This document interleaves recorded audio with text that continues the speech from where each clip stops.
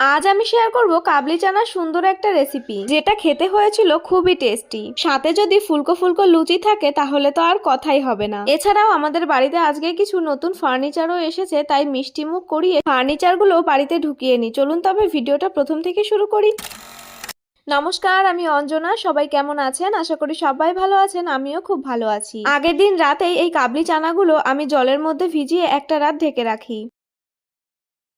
আর পরের দিন ঢাকনা খুলতেই সেই কাবলি চানাগুলোর এইরকম একটা লুক আসে। একটা রাত ভিজে থেকে কাবলি চানাগুলো তার পর্যাপ্ত জল কিন্তু শোষণ করে নিয়েছে। এবার এগুলোকে ভালোভাবে ধুয়ে আমি এখন প্রেসার কুকারের মধ্যে সমস্ত কাবলি চানাগুলো দিয়ে দিচ্ছি। এই ভিডিওটা কিন্তু অনেকদিন আগেকার। মনে আছে আমার শ্বশুর বাড়িতে আমার মা বাবা ভাই বোন এসেছিল, সেই দিন সকালেরই মেনু হয়েছিল ফুলকো ফুলকো লুচি আর সাথে কাবলি চানা। আজ সেই কাবলি চানারই রেসিপিটা আপনাদের সাথে আমি শেয়ার করব। তো এটা এখন সিটি মারবে, অন্যদিকে আমি আলু কেটে সেটাকে এখন ভেজে নেব।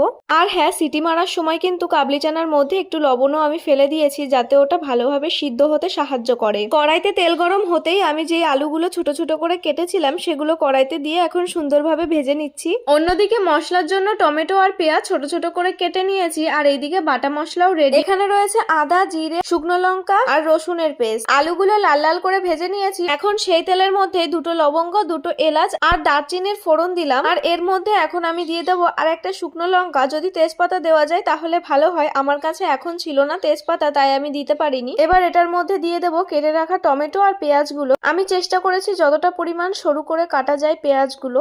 এইবার টমেটো আর পেঁয়াজটাকে সুন্দরভাবে ভাজতে হবে যতক্ষণ অবধি টমেটো গলে না যাবে আর পেঁয়াজগুলো লাল লাল না হবে, ঠিক ততক্ষণ অবধি। এরপর দিয়ে দিতে হবে বাটা মশলা। যতক্ষণ অবধি মশলা থেকে তেল না ছাড়াবে ততক্ষণ অবধি মশলাটাকে কষাতে হবে। এরপর কাবলি চানা আর ওই ভেজে রাখা আলুগুলোকে কষানো মশলার মধ্যে দিয়ে দিতে হবে। এবার সমানে এটাকে কষাতে হবে। আর ঠিক এই সময়ই আমার সাথে ঘটে যায় এই দুর্ঘটনাটা। ভাবতে পারছেন, যদি এই কড়াইটা বাই চান্স যদি অপোজিট সাইডে পড়তো তাহলে এখন আমার পায়ের অবস্থা কি হতো। যাই হোক, কোনো ব্যাপার না, হয়তো আর নেই। কাবলি চানাটা সুন্দরভাবে মশলার সাথে মিশে যাওয়ার পর এটার মধ্যে পরিমাণ মতো জল দিয়ে 5 মিনিট জাল দেওয়ার পর কাবলি চানা কিন্তু একদম রেডি। যাতে দেখতে ভালো লাগে আর সেন্টটাও ভালো আসে, তার জন্য বাড়িতে লাগানো ধনেপাতাও কিন্তু তার উপর দিয়ে একটু ছিটিয়ে দিয়েছি।